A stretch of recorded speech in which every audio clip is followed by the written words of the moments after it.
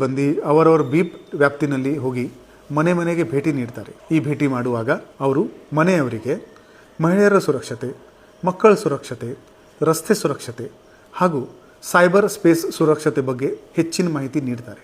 ಅದರ ಜೊತೆಗೆ ಮನೆಯಲ್ಲಿ ವಯಸ್ಸಾದವರು ಇದ್ದರೆ, ಸ್ಪೆಷಲಿ ಏಬಲ್ಡ್ ಮಕ್ಕಳು ಇದ್ದರೆ ಅವರ ಬಗ್ಗೆ ಕೂಡ ಇವರು ಮಾಹಿತಿ ಪಡೀತಾರೆ. ಆ ಏರಿಯಾದಲ್ಲಿ ಗ್ಯಾಮ್ಲಿಂಗ್ ಆಗಲಿ, ಮಟ್ಕ ಆಗಲಿ, ನಾರ್ಕೋಟಿಕ್ಸ್ ಆಗಲಿ ಅಥವಾ ಬೇರೆ ಯಾವುದೂ ಸಮಸ್ಯೆ ಇದ್ದರೆ ಅದರ ಬಗ್ಗೆ ಕೂಡ ಇವರು ಸಾರ್ವಜನಿಕರಿಂದ ಮಾಹಿತಿ ಪಡೆದುಕೊಂಡು ಅದರ ಮೇಲೆ ಅವರ ಹಿರಿಯ ಅಧಿಕಾರಿಗೆ ತಿಳಿಸಿಕೊಂಡು ಕ್ರಮ ತಗೋತಾರೆ. ಈ ಭೇಟಿನಲ್ಲಿ ಸಾರ್ವಜನಿಕರದು ಕುಂದುಕೊರತೆ, ಪಾಸ್ಪೋರ್ಟ್ ವೆರಿಫಿಕೇಷನ್ ಆಗಲಿ, ಜಾಬ್ ವೆರಿಫಿಕೇಷನ್ ಆಗಲಿ, ಪೆಂಡಿಂಗ್ ಪಿಟಿಷನ್ ಆಗಲಿ, ಪೆಂಡಿಂಗ್ FIR ಆಗಲಿ, ಅದರ ಬಗ್ಗೆ ಕೂಡ ಅವರು ಗಮನ ಹರಿಸ್ತಾರೆ. ಇದರ ಜೊತೆಗೆ ಸರ್ಕಾರದ ಬೇರೆ ಬೇರೆ ಉಪಕ್ರಮಗಳು ಏನೇನಿದೆ ಜನರಿಗಾಗಿ ಅದರ ಬಗ್ಗೆ ಕೂಡ ಹೆಚ್ಚಿನ ಮಾಹಿತಿ ಅವರು ಜನಸಾಮಾನ್ಯರಿಗೆ ನೀಡ್ತಾರೆ.